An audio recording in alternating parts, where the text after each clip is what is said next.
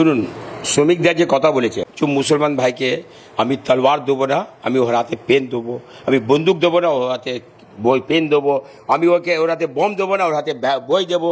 যে জিনিসটা বললো আমাকে প্রচুর, আমি ওই শেয়ার করেছিলাম, আমি ওই জিনিসটা শেয়ার করেছি ফেসবুকে, আমাকে শেয়ার হয়ে আমাকে বলছে, লিখে দিয়েছে, আমাকে ফোন করে বলছে আমার মুসলমান ভাই, কিছু কলকাতা, কিছু হাবড়া, কিছু আমার 24 পরগনা, মানে ক্যানিং, তো লক্ষ্মীকান্তপুর, এখানকার লোক বলছে আমাকে যে দাদা এই বা অবস্থা যদি থাকে আমরা নিশ্চয়ই ভোট দেবো বিজেপিকে, বিজেপি আনার উচিত আছে, বিজেপি দরকার আছে।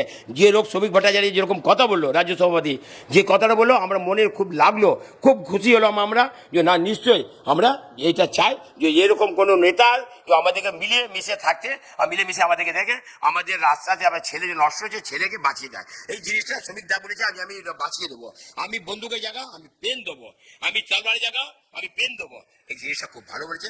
এই জিনিসের কারণ আর এবার মুসলমান ভাই ভোট দেবে দেবে দেবে, আমি বলে দিচ্ছি।